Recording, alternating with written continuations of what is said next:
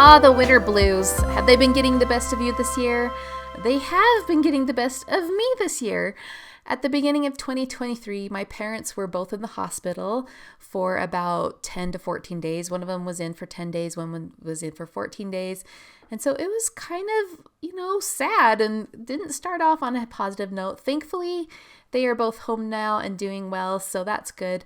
But I just didn't want the winter blues to get the best of me. And so today I'm going to conquer the winter blues back by creating an icy, snowy layout using some stash.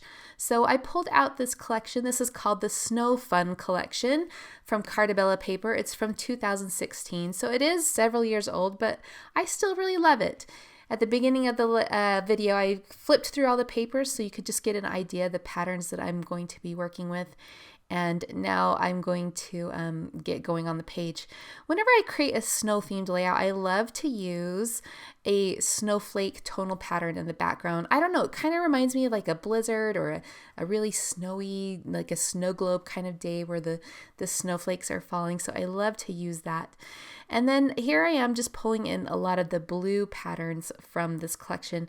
Now I love the pop of red that is going on in this collection. I'll actually bring in a little bit of that later, but I wanted the overall background to just have that icy, snowy feel. So I'm just using all the tones of blue that are in this collection. I have that teal snowflake banner piece that's anchoring the photos there, and now I'm adding a solid navy strip on top of that to just bring that solid dark color to the center of the page, which just anchors everything nicely. Now on the right of the page, you can see that I have fussy cut a journal block from the 4x6 elements. I've trimmed off the edges of it, and I'm going to adhere it below this teal snowflake to serve as my journal spot. From there, I'm going to start building a title to the left of that journal spot, and then I will use the common visual triangle to add embellishment clusters around the other portions of the page. So I love to use snowflakes. Lots and lots of snowflakes. Who doesn't on a winter page? So I'm starting with the sticker sheet and I'm pulling off the largest snowflake stickers to kind of anchor each of my embellishment clusters. I put the large navy one at the top. I find a lighter blue one to go with my title. And now I'm going to finish off my title by using some thickers. These are some older thickers, a silver foil thicker with some white dots on it that kind of reminded me of snow. They are called Buckaroo. I'm not sure if they're out there available anywhere, but I'll try to mention, the names of things. So if you want to try and find them, you can.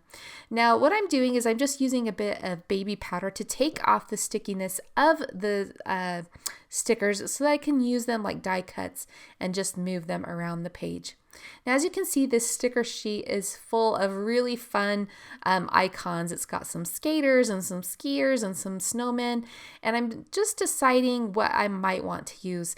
Now, these photos of my son were on a day when my husband and him were invited to go snowboarding at a ski resort with a photographer.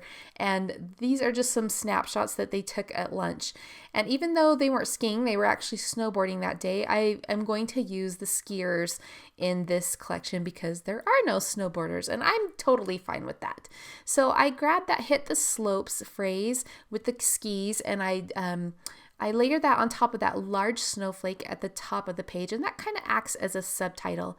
I then select that snowman with the red scarf to go next to the title on the left, and then of course I want to bring a little bit of red to the third embellishment cluster, so I find this adorable little skier and I layer that wintertime phrase on top of his skis and place him to the right of the journal block. Now, I love to fussy cut. I know not everybody does, but I really love die cutting. I love fussy cutting, and I spot this paper with the large snowflakes in the collection, and I decide, I'm going to cut out a bunch of snowflakes. So at the top of the page, I've placed a teal and a gray snowflake, and then I decide to cut out a few more of those gray snowflakes because I think they help bring that gray cardstock that I used on the photo mats around into each embellishment cluster of the page. It also is playing off that silver foil letter where, gray and silver kind of the same color. So the silver reminds me of iciness, the blades on an ice skate. So it's always good to add gray or silver into a winter themed page. Now I really like the punch of navy that is going on, and I decided that I want to add that to the top of the photos as well. So I pull out this Dots and Stripes 6x6 pad by Echo Park Paper. It's called the Winter Dots and Stripes, and the first one I try is a lighter blue, but I decide, I do want to go the dark blue. So I cut a couple of strips of that navy stripe, and even though these papers are only 6 inches wide, I just piece a couple of them together and make it look like it goes across the entire page. Now that I have that, I can start adding foam tape to the back of some of my embellishments and pop those up and get them into place. I'll add a few more snowflakes to the right of the page by the skier, and then I'm going to go back to that navy stripe paper. I really like how that navy stripe paper has capped off the top and bottom of those photos. And I look at the journal block and it kind of looks like it's disappearing into the background. And so I decide to put a little strip of that navy stripe along the bottom edge of the journal block as well, just to punctuate it a little bit. Now, after I do this, I decide that I'm going to switch out the strip at the top to the dots just to add some variety. So I do the same thing. I piece together 2 strips to make it look like it goes across the entire page, but this time it's the dots instead of the stripes. I'm really liking the base design, and so now I'm ready to add some dimension to this page. So I'm going to be using the brads from this collection.